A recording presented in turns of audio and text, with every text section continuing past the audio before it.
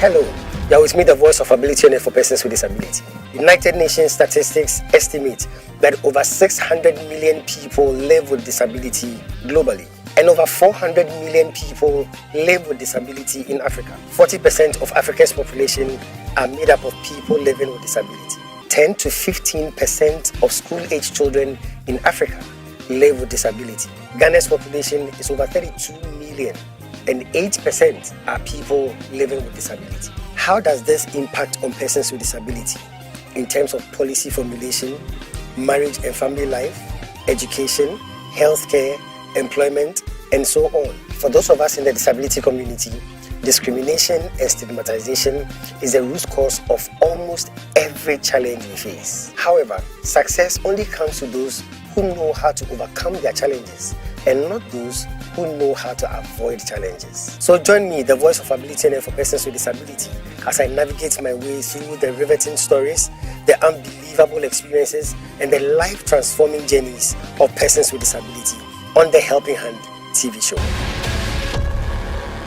Hello and welcome to another exciting edition of the Helping Hand TV show, where we seek to throw the spotlight on the abilities of persons with disability. And you're with me, the voice of ability for persons with disability. H4P is 12 years old. For 12 years, we've been bringing dignity to disability. And this is an all-new season of the Helping Hand TV show.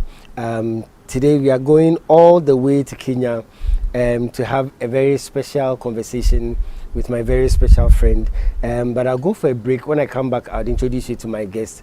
Stay tuned. It's a Helping Hand TV show. I'll be right back. We'll be right back.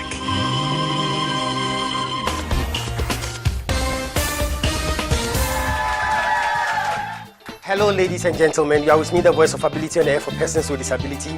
And today I want to introduce you to someone with so much ability. Some people call her the greatest friend. Others call her the sweet companion. And others still call her the faithful worker. She is dependable, reliable, and adorable, and she's committed to lending you a helping hand anytime, anywhere.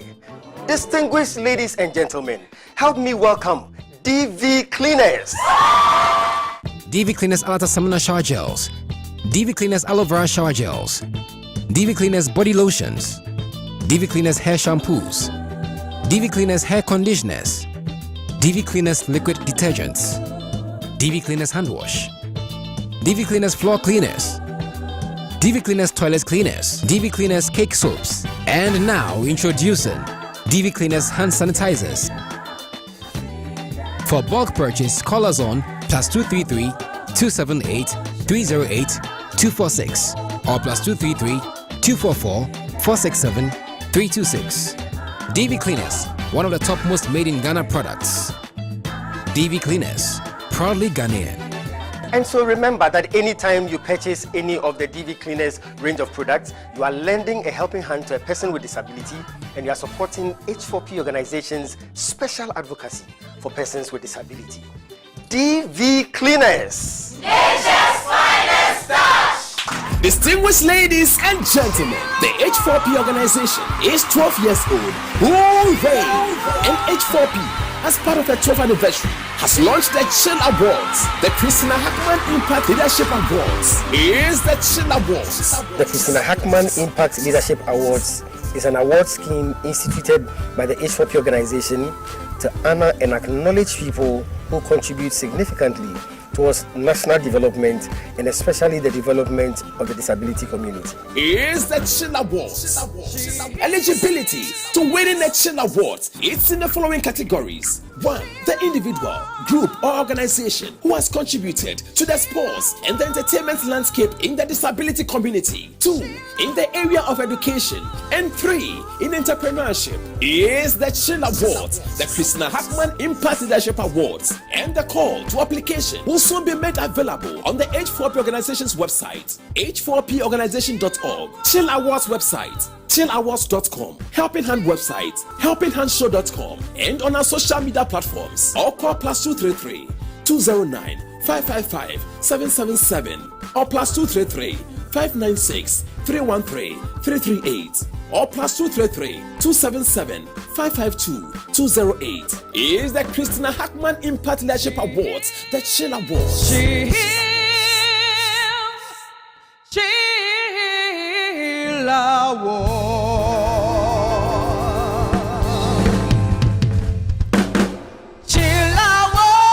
The Christina Hackman Impact Leadership Awards, the Chill Awards. Chill Awards. Welcome back. Yeah, welcome back to the Helping Hand TV show, special edition, all new season of the Helping Hand TV show. My guest is from Kenya, and she's Valerie Olicia. Valerie, thank you so much for your time. Thank you so much also for your consideration to have me interview today. The pleasure is all mine. I've read a lot about you, and I can't wait to hear from you the kind of things you do. First of all, who is Valerie? Okay, Valerie is a 26 years old visually impaired lady from Kenya. Valerie is also a graduate from Kenyatta University with a bachelor's degree in gender and development studies. Valerie is also a gender and disability inclusion advocate in Kenya who really wants to see persons with disability being given a chance at the table to fight for their rights, as well as voice their issues just like any other person. Additionally, I am a computer instructor, an assistive computer instructor with Enable Africa. Enable Africa is an unprofitable organization based in Kenya and the United States of America, which aims to empower learners with visual impairment through assistive technology. Yes. Wow, that's a lot. That's a lot of things you do, Valerie. Yes. So how do you get time to do all these things?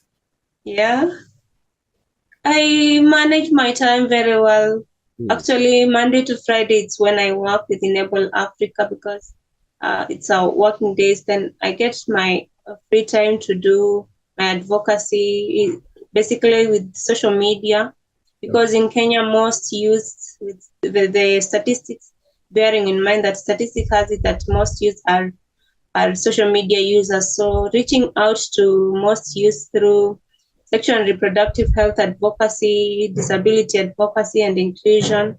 So I target all the youth and all the population on social media. That is where I do my advocacy mostly. And during my free time, I do sports.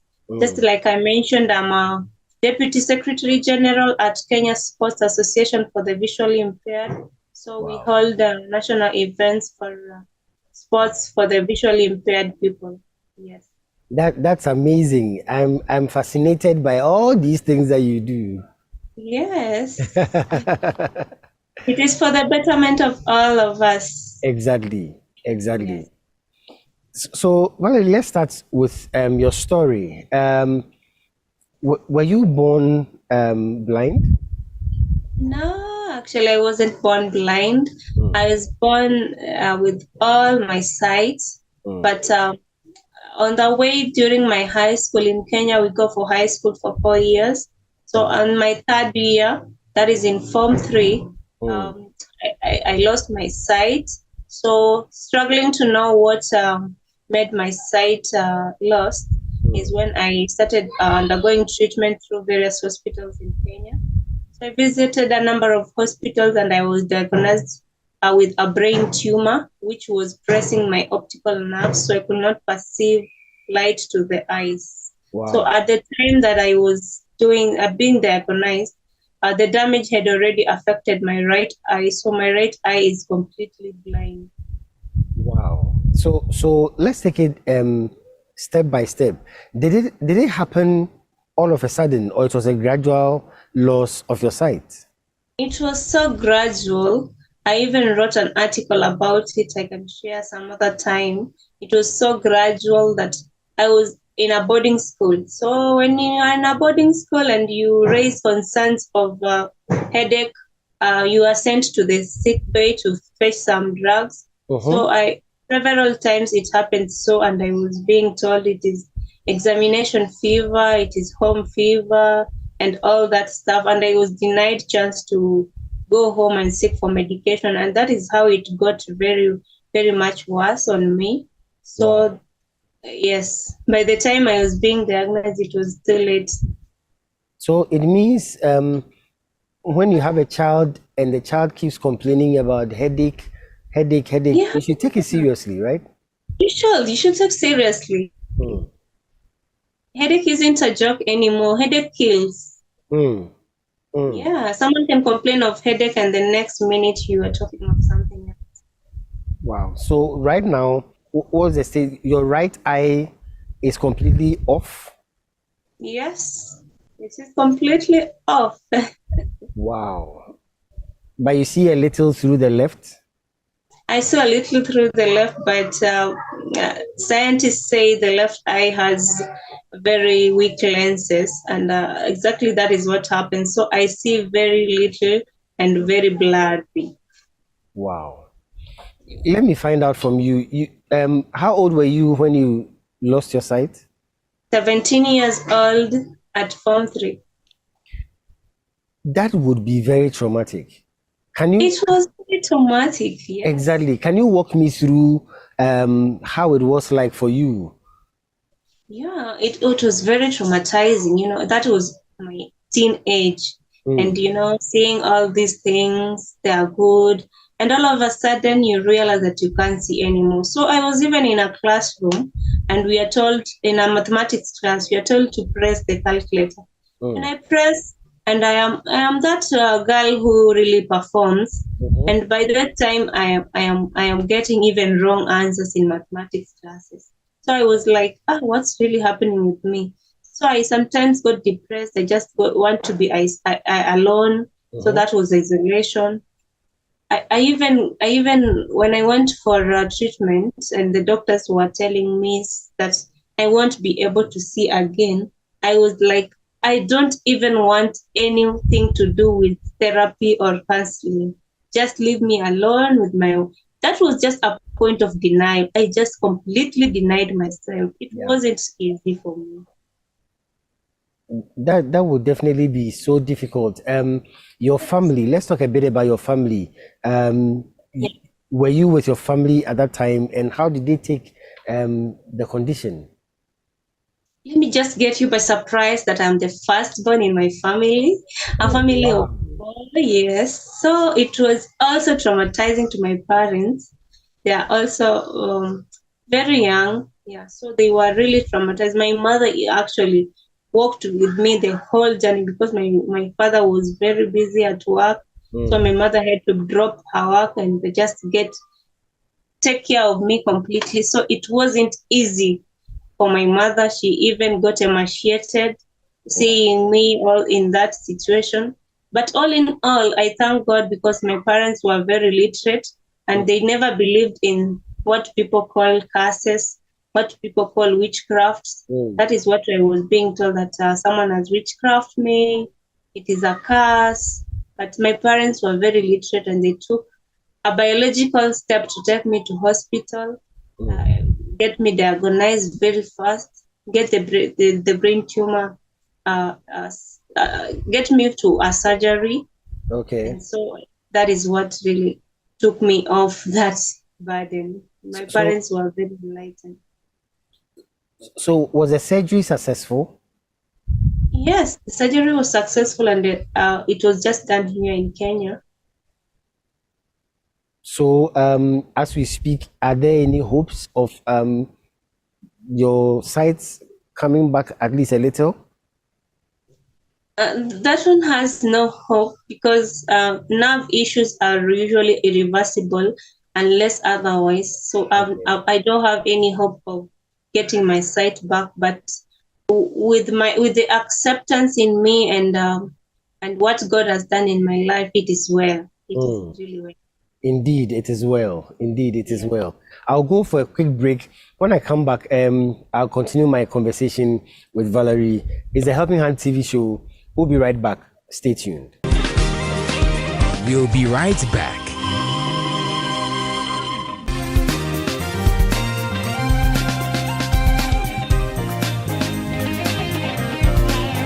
Success is a product of hard and wise work. Is 60-second success with the bishop. Stay tuned. Welcome to 60 Second Success with the Bishop. Today, I want to speak to you about an important success ingredient called the law of progress. The law of progress is your decision to take a step forward in every area of your life. Your decision to take a step forward in every area of your life. Success is a milestone that is achieved after continuous struggles, hard work, pains, motivation, failures, and repeated efforts. Success, my friend, is a journey made up of failures and successes in life.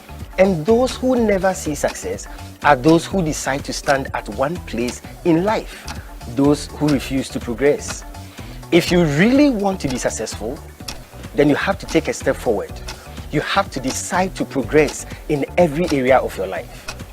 Every day, make a determination to take a step forward in everything you do, and success will be yours. Thank you.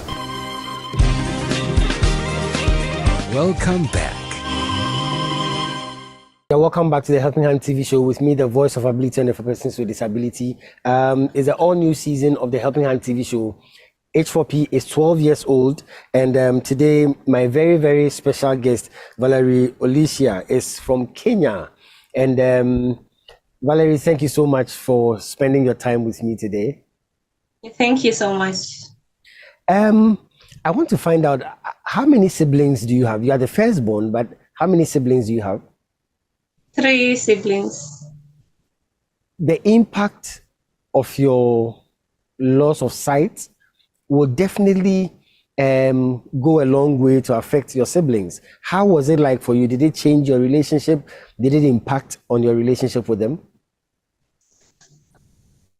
Actually, by the time I was losing sight, my siblings were very small.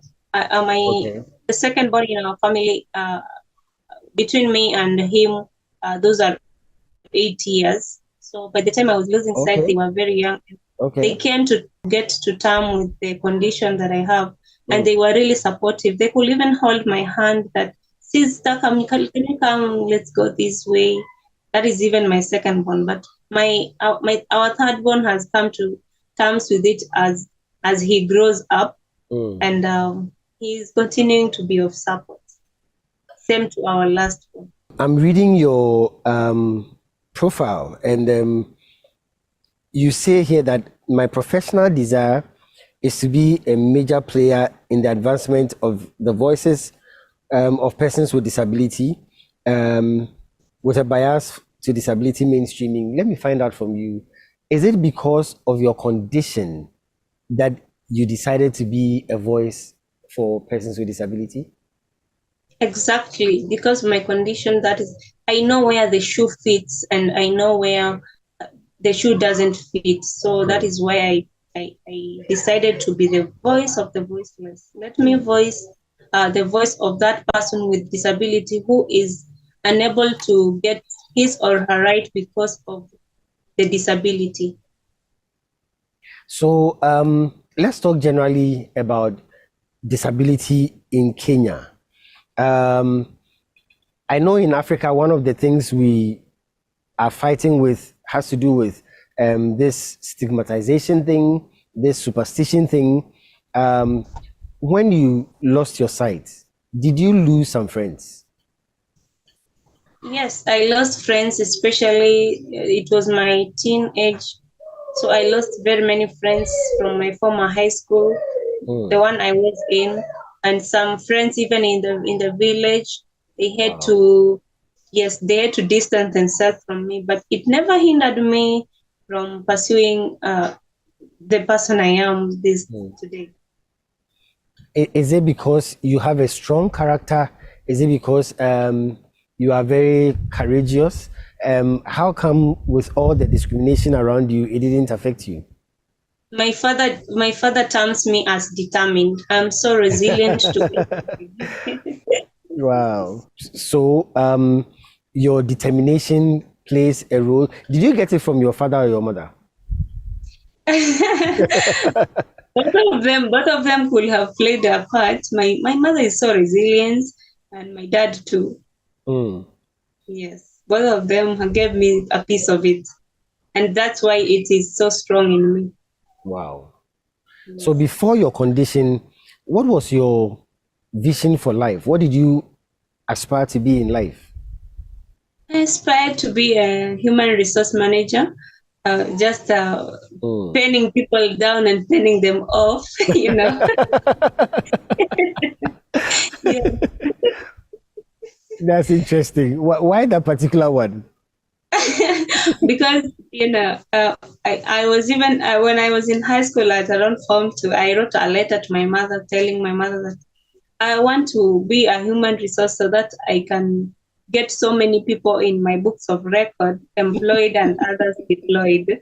So it was just in me. It was just a character that I was feeling like I just need to be this person. And throughout that journey, imagine I didn't have any role model, that someone that I was looking up to, someone that has a similar job. I just felt like I just need to do this. I don't know why. I can imagine you in an office employing people and firing people. Yes. Anyway, so it's very interesting. Very interesting. Very interesting. Your schooling. Can you share with me some of the discriminatory acts you had to face during school time? Okay. After I lost sight, that is. Yes, after you lost sight. After I lost sight, I joined a special school, so I can give you for a fact that there was no discrimination because everyone was with that problem. So there wasn't any discrimination. Similar to the campus that I joined, Kenyatta University in the larger East Africa is known to be disability friendly and disability inclusive. So something to do with discrimination, if it is hard, you will be the one to face the music. Wow. And so I also stepped up, during my campus life, I stepped up to become a student leader for persons with disability in the whole campus. Okay. That's good. I'm interested in your choice of program for the university. Okay. What did you do and why did you choose that particular program? I chose to do gender and development studies because the career path for persons with visual impairment, to be specific, is very narrow. And so I didn't attain a grade to enable me pursue law at that time, because the career path for persons with visual impairment is either law, education, social sciences. Yes, only that. So I didn't attain that grade to enable me to pursue law, and otherwise I didn't want to be a teacher. Yes. I have a lot of questions for that. I mean, why didn't you want to be a teacher? As I just felt like studying. It is not my thing. Every morning, meeting students in a class with a textbook, with a chalk. In the Kenyan system, it is very boring for a teacher. When you get, yes, it is just like that. But the salary of teachers in Kenya, is it good? It is good. Okay. When you climb ranks, there are different job groups. So when you are in a certain job group, the salary is good. Okay. Yeah. So having to join a special school, yes, it means you have to start learning the Braille. Yes. How was it? In fact, it was very, very, very traumatizing in the beginning. When I was growing up, I used to see people putting on glasses.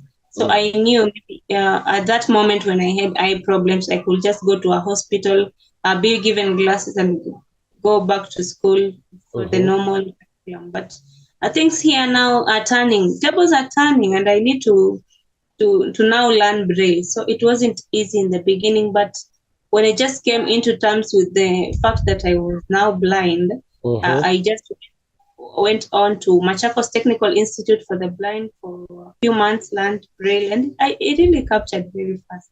In the beginning, before I went to Machakos, in the Bible, you know this, it is only Bartimaeus who was blind. So I really knew that I am the Bartimaeus of this era. That's why, yes.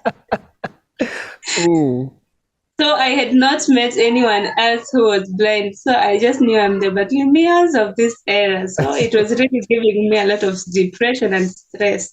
When I went to Chacos and I met other people who were blind, it really encouraged me, and it was a stepping stone. Yes. Interesting. I'll go for a break. When I come back, I'll find out from you the advocacy drive, what you do. You have actually advocacy drive on sexual and reproductive health and rights. So I'll ask you more about it after this break. Well, you are still with me, the voice of ability and for persons with disability. We are having a very interesting conversation with my guest, Valerie from Nairobi, Kenya. Let's go for a break. We'll be right back to continue with this conversation. It's a Helping Hand TV show. Stay tuned. It's the music segment on the Helping Hand TV show.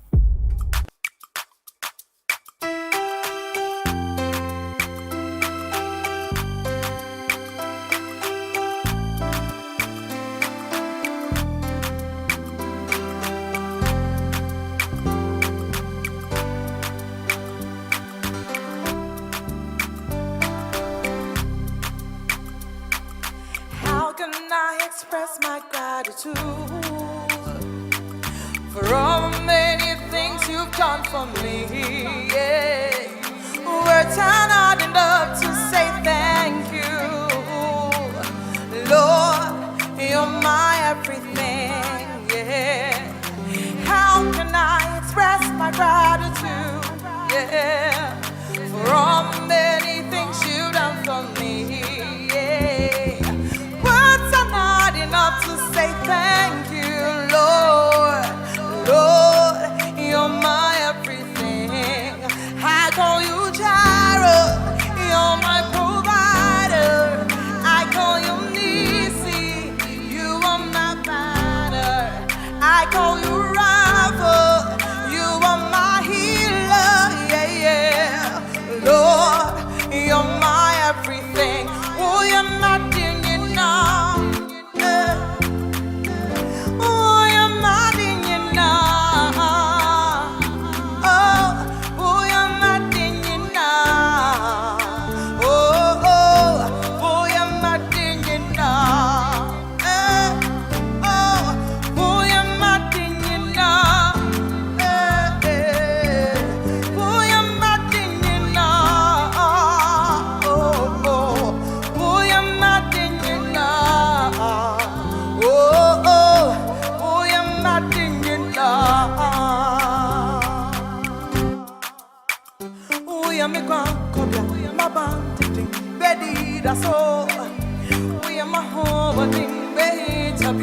my life is in your hands. I can live without you. Yeah, yeah, yeah, yeah, yeah, yeah. I can breathe without you.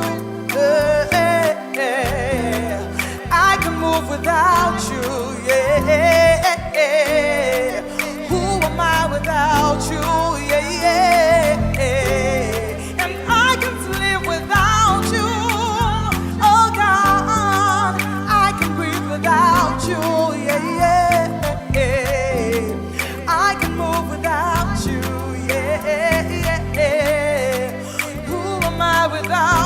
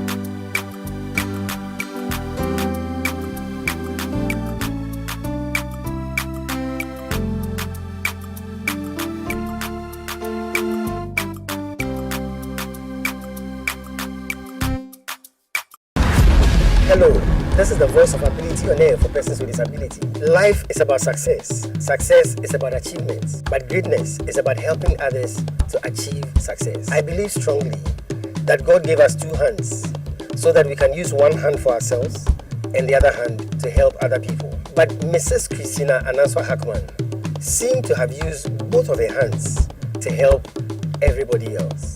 Christina Hackman had a quality personality that touched many lives and inspired quality in many people. Mrs. Christina Hackman didn't only touch lives with her hands of generosity, but also she touched lives with her heart of magnanimity, intimacy, and leniency. So what sort of person was Mrs. Christina Ananswa Hackman? Very intelligent, jovial, welcoming anybody who came her way. She was kind, she was generous, and she was caring. She felt free sharing whatever she had with people. She was generous with everything she had. She was always willing to give. She really gave beyond what one would expect. Baby was a jewel God gave us. She would call and wish you a happy birthday even before you yourself became aware that the day was your birthday. Baby was the one who brought us all together. Loving, caring, always smiling. She cannot be replaced. Baby has left a huge legacy. I'm here to talk to you about the Christina Hackman Impact Leadership Awards, also known as the Chill Awards.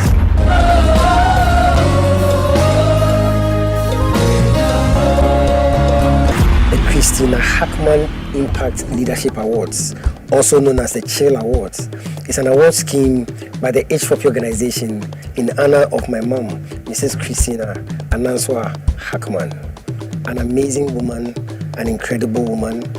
The Christina Hackman Impact Leadership Awards recognizes the impact and the efforts made by persons with disability, especially towards national development. It's the Chill Awards, powered by the H4P Organization. Chill Awards.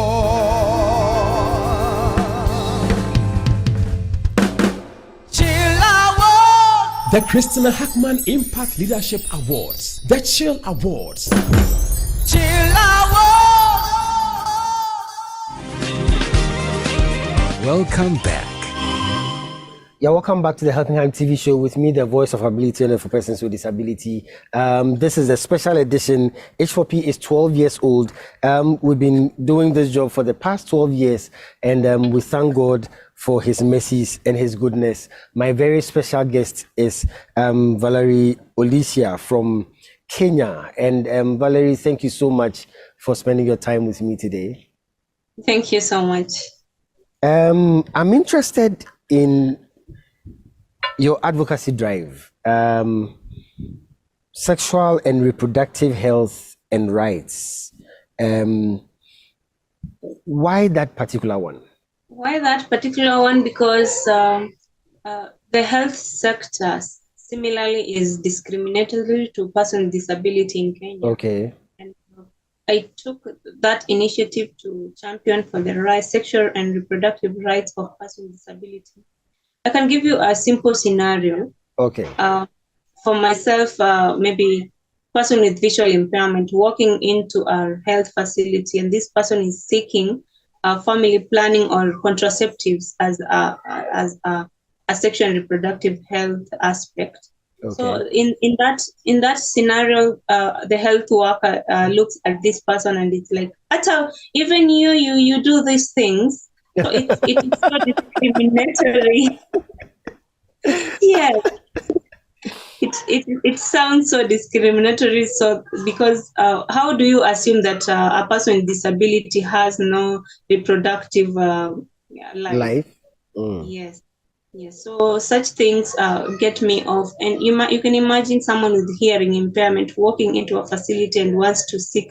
Even this person is sick and they want to seek medication. Who is there to interpret sign language in that health facility for this person to get help?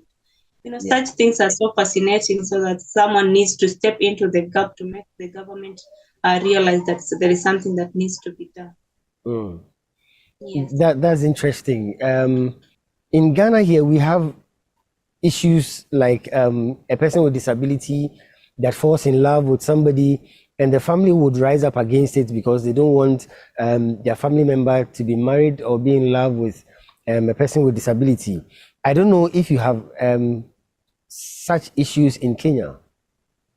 Such issues are present in Kenya, yes, because what happens is that the society sees the disability in someone before they see the human being. You know, they tend to think that disability is what defines this person, but there is the human in this person that makes this person have even those romantic feelings, you know. So it is not right for such discriminatory issues to happen in our social life, you know. Yeah. We cannot deny the fact that such things happen, but logically speaking, they are not supposed to happen, because this person, when I fall in love with someone who is blind, don't I know that this person is blind? I know. So then the parents should not bring in boundaries in love, you know. What advice would you give to somebody who is being frustrated by the family? She has met someone, she wants to marry the person. Maybe the person is having mobility impairment, or maybe hearing disability, or even visual impairment, and yet the family is not in agreement. But the person is watching us right now. What would you say to the person? What advice would you give to the person? I would advise this person to follow their heart. They will never marry their parents if they listen to them. So they should follow their heart and do what it's right for their heart. You know, it's only the heart that leads us to a romantic relationship. So let them follow the decision that their heart leads them into, because bringing two people together who do not have a feeling for each other, it's equally not even necessary. So we will force me to get someone whom I'm not in love with just because that person has no disability. And here I'm very much in love with someone with physical disability. So let these people follow their heart. Everyone listening to me should actually follow their heart in a romantic relationship. Do not follow the decision of your parents, neither of the decision of your friends. Valerie, what about the mysterious things people tag disability with? They say that if you marry somebody with a disability, all your children are going to have disability. You are the advocate. What do you say to that? Okay, that is actually, those are myths and misconceptions in the society, and we agree they are there. And so we should shape and get away from retrogressive cultural norms that demystify disability as being something that is past, that is genetic. You know, your children cannot have a disability when that disability is not genetic. Yes, so people should shun away from attaching disability to a mischievous things, such as the disability will follow your generation, the disability will, you know, it's all those things, they are there. But as an advocate, I will advise people to shun away from retrogressive cultural norms and get to the world the way it is. Things are really changing, and technology is taking up everything. And so disability is not going to define anyone in this world. That's very true. You are into technology, actually, and we read every day the dangers that come with technology, the usage of technology, and all that. People doing things that they shouldn't do by means of technology and all that. How do we protect persons with disability as they venture into the technological world? Technology is so diverse, and persons with disability are not left behind from access to technology. And so the only advice is that use technology the right way. Okay. It is just the advice that I could give to any other person, regardless of if they have disability or not. Okay. Technology does not define whether you have disability or not. So if you are using technology to invent how I'm going to get a car that is self-driven for someone with visual impairment, that is very okay, because you're bringing in technology that will enable this person survive in the difficult world of transport. For instance, in Kenya, where you are boarding a matatu and they are refusing to carry you because you are on a wheelchair, so you are a burden. So when you are getting technology into innovating a car that can drive this person on itself, that is very okay. Yeah. Innovative technology is very, very okay, but let's people not use technology in the wrong way, either with person with disability or without disability. We'll be right back. Distinguished ladies and gentlemen, the H4P organization is 12 years old. Hooray! And H4P, as part of the 12th anniversary, has launched the Chill Awards. The Christina Hackman Impact Leadership Awards is the Chill Awards. The Christina Hackman Impact Leadership Awards is an award scheme instituted by the H4P organization to honor and acknowledge people who contribute significantly towards national development and especially the development of the disability community. Is the Chill Awards. Eligibility to winning the Chill Awards. It's in the following categories. 1. The individual, group or organization who has contributed to the sports and the entertainment landscape in the disability community. 2. In the area of education. And 3. In entrepreneurship. Is the Chill Awards, the Christina Hackman Impact Leadership Awards. And the call to application will soon be made available on the H4P Organization's website, h4porganization.org, Chill Awards website, chillawards.com, Helping Hand website, helpinghandshow.com, and on our social media platforms. Or call +233 209 555 777 or +233 596 313 338 or +233 277 552 208 is the Christina Hackman Impact Leadership Awards, the Chill Awards. Chill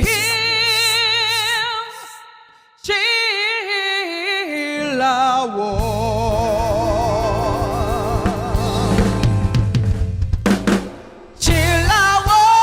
The Christina Hackman Impact Leadership Awards, the Chill Awards. Chill Awards. Welcome back. Thank you so much. This has been the Helping Hand TV show. My very special guest coming all the way from Kenya, and she has been very insightful. She has shared her life with us. She has shared her concerns with us, and even some suggestions and solutions to some of the problems we are facing in the disability community. Thank you so much to Valerie Olicia. We'll definitely talk to you again, and special thanks to all those who are tuned in, all those who contribute to H4P through the mobile money system, all those who are faithful patrons of the H4P show, Helping Hand TV show. Thank you so much. Special thanks again to DV Unlimited Company Limited and Fire City Chapel, my proud sponsors. I'm going to come your way again, same time next week. Until then, remember, disability is not inability. Thank you very much. God richly bless you and take care. Oh, you're mad and you're not. Oh, you're mad.